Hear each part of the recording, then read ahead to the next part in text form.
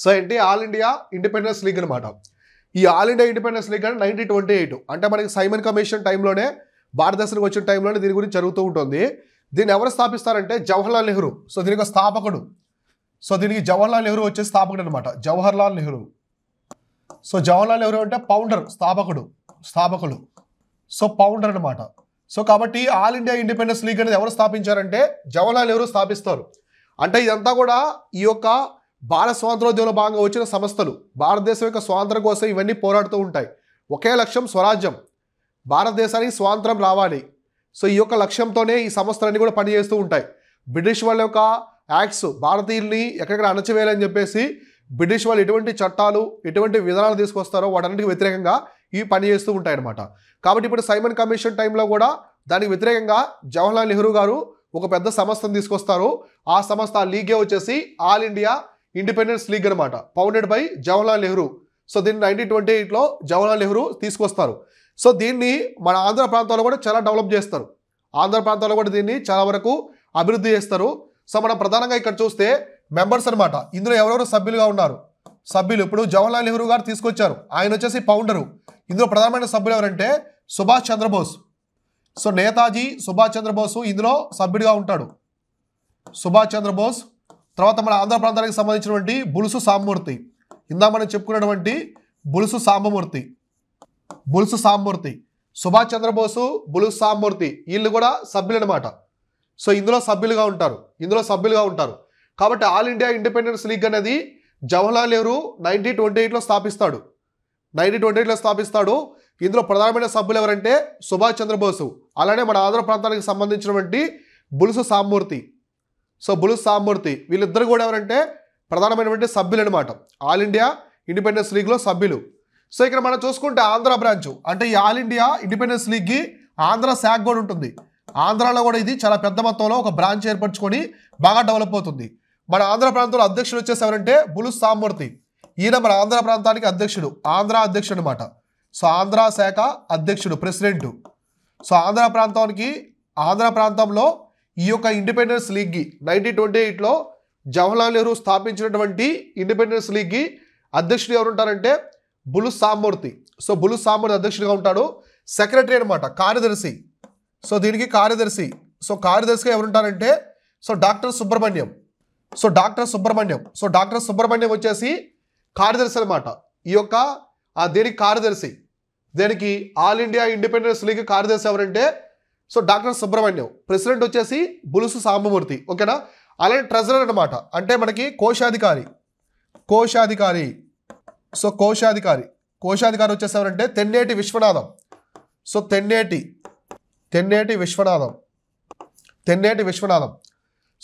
విశ్వనాథం వచ్చేసి దీనికి ట్రెజరర్గా ఉంటారు. ఇందులో ప్రధానమైన మరొక వ్యక్తి ఎవరంటే మద్దూరి అన్నపూర్ణయ్య. సో ఇందులో ప్రధానమైన మరొక వ్యక్తి మద్దూరి, ఇందా మనం చెప్పుకున్నాం కదా. సో మద్దూరి అన్నపూర్ణయ్య వచ్చేసి ఇందులో ప్రధానమైన వ్యక్తిగా ఉంటాడనమాట. సో అర్థమైందా? ఈ విధంగా ఇలా దీన్ని తీసుకొస్తారు. సో ఇందులో ప్రధానమైన వ్యక్తి ఎవరు? స్థాపించింది జవహర్లాల్ నెహ్రూ. ప్రధానమైన సభ్యులు వచ్చేసి సుభాష్ చంద్రబోసు, బులుసు సాంబమూర్తి. ఇలా మనకి నేషనల్ లెవెల్లో ఇది తీసుకొస్తారు ఆల్ ఇండియా ఇండిపెండెన్స్ లీగ్ అని 1928లో. అయితే మన ఆంధ్ర ప్రాంతంలో కూడా ఇది బాగా డెవలప్ అవుతుంది. సో ఆంధ్ర ప్రాంతంలో దీనికి ప్రెసిడెంట్గా ఎవరు ఉంటారంటే బులుసు సాంబమూర్తి వచ్చేసి ప్రెసిడెంట్గా ఉంటారు. సెక్రటరీగా ఎవరు ఉంటారంటే డాక్టర్ సుబ్రహ్మణ్యం. తర్వాత ట్రెజరర్గా వచ్చేసి తెన్నేటి విశ్వనాథం. మద్దూరి అన్నపూర్ణయ్య వచ్చేసి ఎవరంటే అందులో ప్రధానమైన సభ్యుడు అనమాట. సో సభ్యుడిగా ఉంటారు. ఇక్కడే సుభాష్ చంద్రబోస్కి మద్దూరి అన్నపూర్ణయ్య గారికి మంచి సంబంధాలు ఏర్పడతాయి. ఇక్కడి నుంచి వాళ్ళు చాలా మంచి మిత్రులుగా ఉంటారనమాట. సుభాష్ చంద్రబోస్ గారిని మద్దూరి అన్నపూర్ణయ్య బాగా ఫాలో అవుతూ ఉంటారు. అందుకే మనం ఇందాక చెప్పుకున్నటువంటి ఈ ఫార్వర్డ్ బ్లాక్ పార్టీ సుభాష్ చంద్రబోస్ గారు 1939లో తీసుకొచ్చిన పార్టీ అనమాట. అది ఆల్మోస్ట్ మనకి 38-39 టైంలో తీసుకొస్తారు. ఆ ఫార్వర్డ్ బ్లాక్లో చేయడం మొట్టమొదటి ఆంధ్రుడే ఈ మద్దూరి అన్నపూర్ణయ్య. సో ఇలా తీసుకొస్తారు. ఓకే, ఇప్పటివరకు ఈ సంస్థను స్థాపించారు. ఇందులో మన ఆంధ్ర శాఖ కూడా ఉంది. అయితే దీని యొక్క లక్ష్యం ఏంటి? సో దీని యొక్క లక్ష్యం ఎందుకు ఆబ్జెక్టివ్ అనమాట, దీన్ని ఎందుకు తీసుకొచ్చారు? సో దీని యొక్క లక్ష్యం ప్రధానంగా వచ్చేసి స్వాతంత్రం. సో భారతదేశానికి స్వాతంత్రం, పూర్తి స్వాతంత్రం. సో ఒకటి స్వాతంత్రం. Next abolishment of the zamindari system, zamindari వ్యవస్థని రద్దు చేయడం. సో జమీందారీ వ్యవస్థని రద్దు చేయడం. So economic development of the common people, అంటే ప్రజల యొక్క ఆర్థిక స్థితులు, సో ప్రజల ఆర్థిక పరిస్థితుల మీద సమీక్ష చేయడం, ప్రజల యొక్క ఆర్థిక పరిస్థితులు సమీక్ష చేయడం, జమీందారీ వ్యవస్థని రద్దు చేయడం. అందుకే మనకి జవహర్లాల్ నెహ్రూ గారు దేశానికి మొట్టమొదట ప్రైమ్ మినిస్టర్ అయిన తర్వాత, భారతదేశానికి మొట్టమొదటి ప్రధానమంత్రి అయిన తర్వాత ఇమ్మీడియట్గా ఆయన ఈ జమీందారీ వ్యవస్థను రద్దు చేస్తారు. మీకు తెలుసులో చూడండి, మన జమీందారీ వ్యవస్థని ల్యాండ్ రిఫార్మ్స్ తీసుకొచ్చి రద్దు చేస్తారు. మనకి 9th షెడ్యూల్లో ఉంటుంది. ఫస్ట్ అమెండ్మెంటు కాన్స్టిట్యూషన్లో 9th షెడ్యూల్లో ఉంటుంది. జమీందారీ వ్యవస్థ ఇవన్నీ కూడా రద్దు చేస్తారు. అట్లా జమీందారీ వ్యవస్థకి జవహర్లాల్ నెహ్రూ ఆపోజిట్ అనమాట, వ్యతిరేకుడు. సో జమీందారీ వల్ల చాలామంది సామాన్య ప్రజలు నష్టపోతున్నారు. ఎందుకంటే కొన్ని వేల ఎకరాలు జమీందారులు ఎస్టేట్స్ అని చెప్పేసి వాళ్ళ కంట్రోల్లో పెట్టుకుని ఉంటారు. సో సామాన్య ప్రజలకి సరైన భూమి ఉండదు. సో దాని ద్వారా భూ సంస్కరణలు తీసుకొచ్చి జమీందారీ వ్యవస్థని స్వాతంత్రం వచ్చిన తర్వాత ఆయన రద్దు చేస్తారు. ఇలా దీని ఒక మెయిన్ థీమ్ అనమాట. So all India independence league ఒక ప్రధాన పని ఏంటంటే abolishment of the zamindari system. So abolishment of the zamindari system, zamindari వ్యవస్థను రద్దు చేయడం. మాకు స్వాతంత్రమే కాకుండా జమీందారీ వ్యవస్థను ముందుగా రద్దు చేయాలి. తర్వాత సామాన్య ప్రజలు, కామన్ పీపుల్ ఉన్నారు కదా, సామాన్య ప్రజల యొక్క ఆర్థిక పరిస్థితుల మీద సమీక్షించి ఆర్థిక పరిస్థితులు మెరుగుపరచాలి. సో అణగారిన వర్గాలు కూడా బాగా వచ్చే విధంగా, మంచిగా వాళ్ళు జీవించే విధంగా, జీవన ప్రమాణం పెంచే విధంగా వాళ్ళ యొక్క ఆర్థిక పరిస్థితులు మెరుగుపరచాలని చెప్పేసి ఇక్కడ చెప్తాడు అనమాట. ఈ విధంగా ఈ ఆల్ ఇండియా ఇండిపెండెన్స్ లీగ్ తీసుకొస్తారు. ఆల్ ఇండియా ఇండిపెండెన్స్ లీగ్ అనేది తీసుకోవడం జరుగుతుంది. సో ఇదే టైంలో మనకి నెహ్రూ రిపోర్ట్ వస్తుంది. నెహ్రూ రిపోర్టు 1928. అసలేంటి ఈ నెహ్రూ రిపోర్ట్ అంటే ఏంటో చూద్దాం. మామూలుగా మనకి ప్రధానంగా మనం చూసుకుంటే నెహ్రూ రిపోర్ట్ అంటే లార్డ్ బిర్కన్ హెడ్ అని చెప్పేసి ఒక అతను ఉంటాడు. అతను ఎవరంటే బ్రిటిష్ వ్యక్తి అనమాట, బిర్కన్ హెడ్. సో బ్రిటిష్ వ్యక్తి వచ్చేసి బిర్కన్ హెడ్ అనమాట, బిర్కన్ హెడ్. ఇతను ఏం చేస్తారంటే మన భారతీయుల్ని విమర్శిస్తాడు, మన భారతీయుల్ని హీనంగా మాట్లాడతాడు మన భారతీయుల మీద. సో మీకు రాజ్యాంగం చేసుకునే అంత సత్తా లేదు, భారతీయులకి సొంతంగా రాజ్యాంగం చేసుకునేంత సత్తా లేదు, మేము మా బ్రిటిష్ ప్రభుత్వం చేసిస్తే కానీ మీ వల్ల కాదని చెప్పేసి ఒక ఛాలెంజ్ విసురుతాడు. మీకు అంత సీన్ లేదని చెప్పి చెప్తాడనమాట. దీంతో మన వాళ్ళు తీవ్రమైన ఆగ్రహం వ్యక్తం చేస్తారు. సో లార్డ్ బిర్కన్ హెడ్ ఏం చెప్తారంటే 1 yearలో మీకు సత్తా ఉంటే సంవత్సరంలోపు రాజ్యాంగాన్ని తయారు చేయండి అని చెప్పి చెప్తారనమాట. దాన్ని మన వాళ్ళు చాలా సీరియస్గా తీసుకుంటారు. ఎవరు? మన భారతీయులు చాలా సీరియస్గా తీసుకొని వీళ్ళు రాజ్యాంగాన్ని ఎలా తయారు చేయాలని చెప్పేసి వీళ్ళు తీసుకుంటారు. నెహ్రూ రిపోర్ట్ అనేది ఏర్పరుస్తారు. ఒక నెహ్రూ రిపోర్ట్ అనేది తీసుకొచ్చి దాంట్లో కొంతమంది సభ్యులను పెట్టి ఈ యొక్క రాజ్యాంగ ఏర్పాటు గురించి పనిచేస్తారనమాట. అయితే బిర్కన్ హెడ్ ఇచ్చినటువంటి 1 year ఛాలెంజ్కి మన వాళ్ళు 6 నెలల్లోనే రాజ్యాంగాన్ని తయారు చేస్తారు. సో 6 నెలల్లోనే రాజ్యాంగాన్ని తయారు చేయని చెప్పేసి ఈ నెహ్రూ రిపోర్ట్ని తీసుకొస్తారు. సో ఈ నెహ్రూ రిపోర్ట్ అంటే ఇందులో నెహ్రూ అంటే ఎవరంటే మోతీలాల్ నెహ్రూ. సో మోతీలాల్ నెహ్రూ ఉంటాడు. కాబట్టి ఇందులో మొత్తం 9 మంది సభ్యులు కమిటీ తీసుకొస్తారు. 100% మోతీలాల్ నెహ్రూ. కాబట్టి ఇందులో మొత్తం మోతీలాల్ నెహ్రూ. సో మోతీలాల్ నెహ్రూ దీనికి అధ్యక్షుడిగా ఉంటాడు. సో అందుకే దీన్ని నెహ్రూ రిపోర్ట్ అంటారు. మోతీలాల్ నెహ్రూ వచ్చేసి అధ్యక్షులుగా ఉంటారు, ప్రెసిడెంట్గా. సో ఈ యొక్క కమిటీకి అధ్యక్షులుగా ఉంటారు. ఈ అధ్యక్షులుగా ఉన్న కమిటీలో మొత్తం 9 మంది సభ్యులు ఉంటారు అనమాట. 9 మంది సభ్యుల కమిటీ ఇది. 9 మంది సభ్యుల కమిటీ. ఇందులో అధ్యక్షుడు ఎవరంటే మోతీలాల్ నెహ్రూ అనమాట. ఆయన అధ్యక్షుడిగా ఉండి 9 మంది సభ్యులు తీసుకొని దీని గురించి పనిచేస్తారు. రాజ్యాంగం గురించి ఏ విధంగా తీసుకురావాలి ఇవన్నీ తీసుకొస్తారనమాట. ఇక్కడ మనకు కనిపించే వ్యక్తి మోతీలాల్ నెహ్రూ. సో జవహర్లాల్ నెహ్రూ యొక్క ఫాదర్ అనమాట. సో తండ్రి, father of the Jawaharlal Nehru. ఈయన Motilal Nehru, one of the richest man in India. So అప్పట్లో మన భారతదేశంలోనే అత్యధిక ధనవంతుల్లో ఆయన ఒకరనమాట మోతీలాల్ నెహ్రూ. అర్థమైందా? సో కాబట్టి ఇలా ఈ యొక్క 9 మంది సభ్యుల కమిటీ తీసుకొచ్చి వీళ్ళు ఆ రాజ్యాంగం కోసం తీసుకురావడంలో కొన్ని ప్రతిపాదనలు కూడా చేస్తారనమాట. అయితే దీనికి ఈ నెహ్రూ రిపోర్ట్కి మొత్తానికి కార్యదర్శిగా ఎవరు ఉంటారు? సో కార్యదర్శిగా వచ్చేసి జవహర్లాల్ నెహ్రూ ఉంటాడు. సో జవహర్లాల్ నెహ్రూ. సో కొడుకు వచ్చేసి సో తండ్రి అధ్యక్షుడిగా ఉంటారు, కార్యదర్శిగా కొడుకు అంటే జవహర్లాల్ నెహ్రూ ఉంటారనమాట. అంటే ఆయన పర్యవేక్షిస్తూ ఉంటాడు కార్యదర్శి. వీళ్ళు ఎటువంటి రిపోర్ట్ తీసుకొచ్చారు, అందులో ఎటువంటి చేర్చారు, ఇవన్నీ ఉంటాయన్నమాట. ఈ విధంగా ఈ యొక్క నెహ్రూ రిపోర్ట్ అనేది తీసుకొస్తారు. అయితే ఈ నెహ్రూ రిపోర్ట్లో కీలకంగా ఉన్న ఆంధ్రుడు. సో కీలకంగా ఉన్న ఆంధ్రుడు ఎవరు? సో నెహ్రూ రిపోర్ట్లో ఎవరైనా ఆంధ్రుడు పర్సన్స్ తెలుగు వాళ్ళు ఉన్నారంటే ఒక పర్సన్ ఉంటాడు, ఆయన బులుసు సామమూర్తి. సో మనం ఎందాక చెప్పుకున్నట్టుగా ఈ బులుసు సామమూర్తి ఇందులో బులుసు సామమూర్తి. సో బులుసు సామమూర్తి వచ్చేసి ఇందులో ప్రధానంగా ఉంటాడు అనమాట. బులుసు సామమూర్తి వచ్చేసి ఎవరంటే ఇందులో ప్రధానమైనటువంటి వ్యక్తి మన ఆంధ్రుడు. సో మన ఆంధ్రుడు వచ్చేసి ఇందులో ప్రధానమైనటువంటి వ్యక్తిగా ఉంటాడు. బులుసు సామమూర్తి అయితే ఇందులో ఉంటాడు అనమాట. కాబట్టి ఈ విధంగా లార్డ్ బిర్కన్ హెడ్ ఇచ్చినటువంటి ఛాలెంజ్కి మన వాళ్ళు ఛాలెంజ్గా తీసుకునే దాన్ని ఈ రాజ్యాంగ ఏర్పాటుకి అయితే పనిచేస్తారు. ఇందులో మొత్తం 9 మంది సభ్యులతో కూడినటువంటి కమిటీ ఉంటుంది. ఆ కమిటీకి అధ్యక్షులు ఎవరు ఉన్నారు? మోతీలాల్ నెహ్రూ ఉంటారు. కార్యదర్శిగా వచ్చేసి జవహర్లాల్ నెహ్రూ ఉంటాడు. అందులో ప్రధానమైన ఆంధ్రుడు, సో ఆ సంబంధించినటువంటి నెహ్రూ రిపోర్ట్లో ఉన్న ఆంధ్రుడు ఎవరంటే బులు సామూర్తి అనమాట. సో వీళ్ళందరూ కలిసి దాన్ని తీసుకొస్తారు. ఇక్కడ మనం ప్రధానంగా గమనిస్తే ఈ నెహ్రూ రిపోర్ట్లో వచ్చే ఒక స్టేటస్ అనమాట, అదే డొమినియన్ స్టేటస్ అంటారు. డొమినియన్.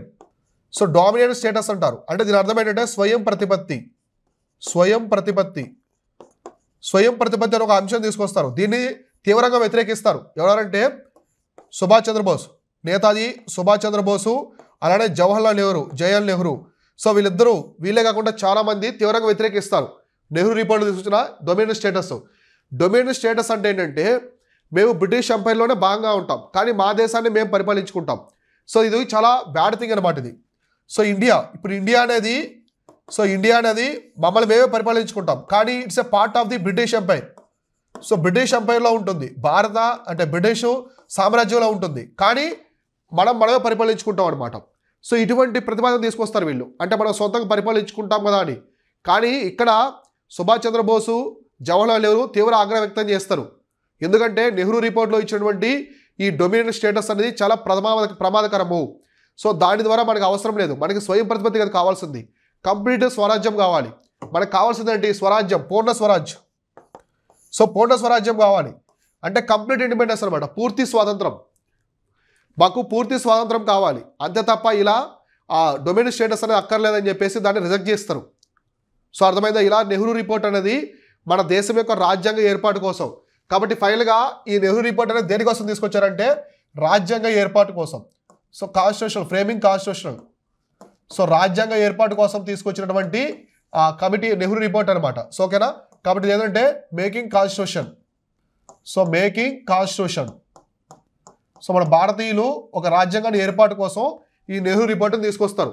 ఈ నెహ్రూ రిపోర్ట్లో భాగంగానే ఇవన్నీ చేయడం అయితే జరుగుతుందన్నమాట. సో అర్థమైందా?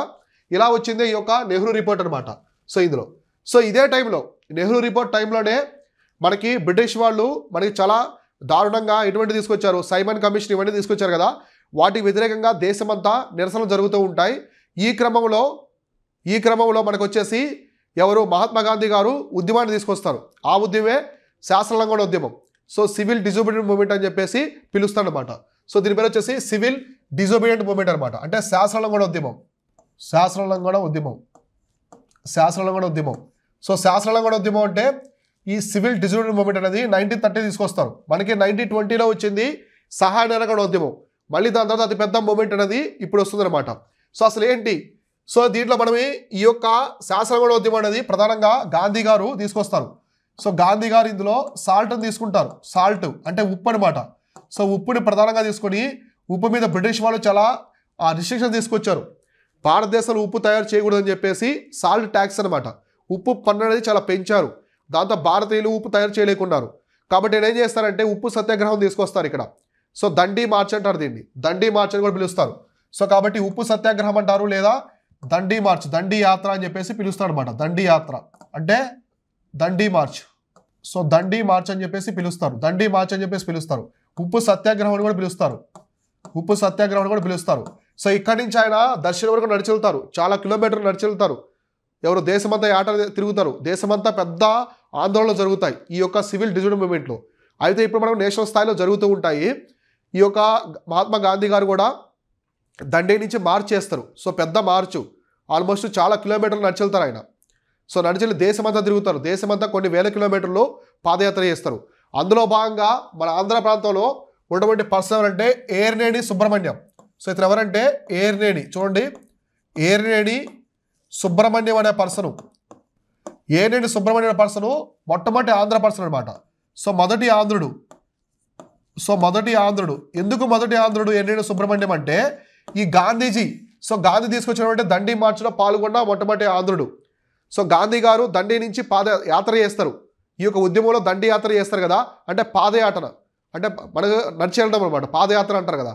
సో ఆ పాదయాత్రలో పాల్గొన్న వ్యక్తి అంటే గాంధీ దండిలో చేసినటువంటి పాదయాత్రలో పాల్గొన్నటువంటి మొట్టమొదటి ఆంధ్రుడు ఎవరంటే ఏర్నేని సుబ్రహ్మణ్యం. సో ఏర్నేని సుబ్రహ్మణ్యం గారు మొట్టమొదటి ఆంధ్రుడు. ఎక్కడ పాల్గొన్నారంటే గాంధీజీ యొక్క దండి యాత్రలో పాల్గొంటారు. సో అలానే మహిళలు. సో మహాత్మా గాంధీ యొక్క దండి యాత్రలో పాల్గొన్నటువంటి మహిళలు ఎవరంటే సరోజినీ నాయుడు, అలానే దుర్గాబాయి దేశ్ముఖ్. సో దుర్గాబాయి దేశ్ముఖ్. సో సరోజినీ నాయుడు, దుర్గాబాయి దేశ్ముఖ్ కూడా మహిళ అన్నమాట. వీళ్ళు కూడా గాంధీజీ యొక్క దండి మార్చ్లో పాల్గొంటారు. గాంధీజీ యొక్క దండి మార్చ్లో పాల్గొన్నటువంటి మహిళలు ఎవరంటే ఆంధ్ర మహిళలు సరోజినీ నాయుడు అలానే దుర్గాబాయి దేశ్ముఖ్. మహాత్మా గాంధీ యొక్క దండి యాత్రలో పాల్గొన్న మొట్టమొదటి ఆంధ్రుడు ఎవరంటే ఏర్నేని సుబ్రహ్మణ్యం అనమాట. ఈ దండి యాత్ర, ఉప్పు సత్యాగ్రహం అన్న ఇదంతా కూడా ఒకటే అనమాట. ఇది శాసనగణోద్యమంలో భాగంగా ఉంటుంది. ఓకేనా. సో ఇలానే కొండా వెంకటప్పయ్య, మన ఆంధ్ర ప్రాంతానికి సంబంధించినటువంటి కొండా వెంకటప్పయ్య. సో కొండా వెంకటప్పయ్య గారిని సాల్ట్ సత్యాగ్రహకి, సో ఆంధ్రలోని సాల్ట్ నియంతగా నియమిస్తాడు గాంధీ. సో నియంతగా అంటే పెద్ద లీడర్గా. సో దేనికంటే ఆంధ్రలోని, సో ఆంధ్ర ప్రాంతంలోని సాల్ట్ సత్యాగ్రహం, ఉప్పు సత్యాగ్రహానికి, ఈ యొక్క ఉప్పు సత్యాగ్రహానికి, సో ఆంధ్రలోని ఉప్పు సత్యాగ్రహానికి నియంతగా ఎవరు నియమిస్తారంటే గాంధీ వచ్చేసి కొండా వెంకటప్పయ్య గారిని. కాబట్టి నియంతగా నియమించింది ఎవరంటే గాంధీ. సో గాంధీ గారు నియమిస్తారు. సో మహాత్మా గాంధీ కొండా వెంకటప్పయ్య గారిని ఆంధ్రాలోని ఉప్పు సత్యాగ్రహానికి నియంతగా నియమిస్తారు. సో అందుకే ఆయన డిక్టేటర్ అంటారు. ఆంధ్రాలో డిక్టేటర్ అని ఎందుకు పిలుస్తారంటే గాంధీ గారిని నియమిస్తారు. డిక్టేటర్ అంటే ఏంటి, మొత్తం ఆంధ్ర ప్రాంతం అంతా కూడా మీరే చూసుకోవాలి, ఉప్పు సత్యాగ్రహం నాయకుల్లాగా నియమిస్తాడు అనమాట. సో కాబట్టి అర్థమైందా. ఈ విధంగా దండి సత్యాగ్రహం అంటే ఈ యొక్క ఉప్పు సత్యాగ్రహం అనేది జరుగుతూ ఉంటుంది, దండి మార్చ్ అనేది. అందులో పాల్గొన్న మొట్టమొదటి ఆంధ్రుడు, గాంధీతో కలిసి నడిచిన వ్యక్తి ఎవరంటే ఏరేని సుబ్రహ్మణ్యము. మహిళలు ఎవరంటే సరోజినీ నాయుడు అలానే దుర్గాబాయి దేశ్ముఖ్. ఆంధ్రాలో ఈ ఉప్పు సత్యాగ్రహాన్ని బాగా పెద్ద స్థాయికి తీసుకెళ్ళింది కొండా వెంకటప్పయ్య అనమాట. ఇక్కడికి మనకి ఇమేజ్లో కనిపించే వ్యక్తి కొండా వెంకటప్పయ్య. సో ఈయన కొండా వెంకటప్పయ్య అంట, ఒరిజినల్ ఇమేజెస్ కొండా వెంకటప్పయ్య. ఈయన ఒక బిరుదేంటి, దేశభక్త. సో దేశభక్త అనేది ఈయన ఒక బిరుదు అనమాట. దేశభక్త కొండా వెంకటప్పయ్య అంటారు. సో దేశభక్త కొండా వెంకటప్పయ్య అనేది ఈయన ఒక బిరుదు. దేశభక్త కొండా వెంకటప్పయ్య పంతులు గారు. సో అర్థమైందా, ఈ విధంగా అనమాట. ఓకేనా. కాబట్టి ఉప్పు సత్యాగ్రహాన్ని పెద్ద మొత్తంలో తీసుకునే ఆంధ్రాలో ఎవరంటే కొండా వెంకటప్పయ్య అనమాట. సో కాబట్టి ఈ టైంలో, ఇటువంటి తరుణంలో ఈ శాసనగణోద్యమం అనేది పెద్ద స్థాయిలో జరుగుతూ ఉంటుంది. సివిల్ డిస్ఓబీమెంట్ అంటే ఉప్పు సత్యాగ్రహం. ఈ ఉప్పు సత్యాగ్రహంలో భాగంగా మన ఆంధ్ర ప్రాంతంలో కొన్ని సమాజాలు ఏర్పరుస్తారు, కొన్ని సొసైటీస్ అనేవి వస్తాయి, మన సంఘాలు. అంటే ఉప్పు సత్యాగ్రహ సంఘాలు అని చెప్పేసి కొన్ని వస్తాయి. ఉప్పు సత్యాగ్రహ సంఘాలు అని చెప్పేసి కొన్ని వస్తాయన్నమాట మన ఆంధ్ర ప్రాంతంలో. అందులో ఒకటి వచ్చేసి పల్లిపాడు. సో పల్లిపాడు ఆశ్రమం అని ఉంటుంది. దీన్ని సబర్మతి ఆఫ్ సౌత్ అంటారు. సబర్మతి ఆశ్రమం ఆఫ్ పల్లిపాడు ఇది నెల్లూరులో ఉంటుంది. సో పల్లిపాడులో ఒక ఆశ్రమం ఉంటుంది. సో గాంధీ గారికి సంబంధించిన ఆశ్రమం ఒకటి ఉంటుంది నెల్లూరులో. సో దీనిని సబర్మతి ఆఫ్ సౌత్ అంటారు. అంటే మనకి సబర్మతి ఆశ్రమం ఉంది కదా, దక్షిణ భారత సబర్మతి ఆశ్రమం అని చెప్పేసి పిలుస్తారనమాట. ఎక్కడ ఉంటుందంటే పల్లిపాడు నెల్లూరులో ఉంటుంది. Next Eluru. So west Godavari అంటే మనకి పశ్చిమ గోదావరిలోని ఏలూరు ప్రాంతంలో కూడా, సో పశ్చిమ గోదావరిలోని ఏలూరు ప్రాంతంలో కూడా ఈ యొక్క సొసైటీ తీసుకొస్తారు. Next వేదవనం. So మద్రాసులోని వేదవనం. So Tanguturi Prakasam పంతుల యొక్క ఇల్లు అనమాట. సో ఈ యొక్క ఇంటి ప్రాంతంలో కూడా, ఇంటి ప్రాంగణంలో కూడా పెద్ద ఆశ్రమ సంఘంలో తీసుకొస్తారు. నెక్స్ట్ మనకి బళ్ళారి. సో బళ్ళారి ఎక్కడ ఉంది అప్పుడు, రాయలసీమ. సో బళ్ళారి అనేది మన ఆంధ్ర ప్రాంతం ఒకప్పుడు. సో మనకి ఆంధ్ర స్టేట్ అని డివైడ్ అయిన తర్వాత మద్రాసు నుంచి ఆ టైంలో బళ్ళారిని కర్ణాటకలో కలుపుతారు, మైసూరులో కలుపుతారు. అప్పటి వరకు బళ్ళారి వచ్చేసి మన తెలుగు ప్రాంతమే. అందుకే ఇప్పుడు చూడండి బళ్ళారి మొత్తం కూడా తెలుగు భాష మాట్లాడతారు. సో నెక్స్ట్ వచ్చేసి మచిలీపట్నం. కృష్ణా జిల్లా. సో మచిలీపట్నం కృష్ణా జిల్లా. సో కృష్ణా జిల్లాలో మచిలీపట్నం. అలానే సీతానగరం. సో సీతానగరం తూర్పుగోదావరి జిల్లా. సో ఈ ప్రాంతాల్లో మొత్తం కూడా కొత్త సొసైటీలు అనేది తీసుకొస్తారనమాట. కాబట్టి ఏంటి, ఒకటి పల్లిపాడు నెల్లూరులో, Eluru west Godavari, Vedavanam Madras, Ballari Rayalaseema, Machilipatnam Krishna, Seethanagaram east Godavari. So east Godavari ఈ ప్రాంతాల్లో మొత్తం కూడా ఈ ఉప్పు సత్యాగ్రహానికి సంబంధించి కొన్ని ఆ సంఘాలను తీసుకొస్తారనమాట. సంఘాలు అనేవి తీసుకోవడం అయితే జరుగుతుంది. ఇక్కడ ఒకటి మచిలీపట్నం, ఇక్కడ చూడండి ఇది. సో మచిలీపట్నం ఎక్కడ ఉంది, కృష్ణా జిల్లాలో. మచిలీపట్నం వచ్చి ఫస్ట్ ప్లేస్ అనమాట. ఆంధ్ర స్టార్టెడ్ సాల్ట్ సత్యాగ్రహం అంటే ఉప్పు సత్యాగ్రహం మొదలుపెట్టిన మొట్టమొదటి ప్రదేశం. సో కాబట్టి ఆంధ్రాలో ఉప్పు సత్యాగ్రహం మొదలుపెట్టినటువంటి మొట్టమొదటి ప్రదేశం ఏదంటే మచిలీపట్నం అనమాట. సో మచిలీపట్నం. సో ఆంధ్రాలో ఉప్పు సత్యాగ్రహం తీసుకొచ్చినటువంటి మొట్టమొదటి ప్రదేశం వచ్చేసేదంటే మచిలీపట్నం అనమాట. సో మచిలీపట్నం అనేది ఆంధ్రలోనే మొట్టమొదటి ప్రదేశం. ఉప్పు సత్యాగ్రహం మొదలుపెట్టినప్పుడు మొట్టమొదటి ప్రదేశం. ఎప్పుడు మొదలుపెట్టారంటే 1930 ఏప్రిల్ 6th అనమాట. ఏప్రిల్ 6th 1930న ఈ యొక్క ఉప్పు సత్యాగ్రహాన్ని తీసుకొస్తారు, మచిలీపట్నంలో తీసుకొస్తారు. సో అర్థమైందా ఇది? సో కాబట్టి అర్థమైందా ఓవరాల్గా దీనికి సంబంధించి?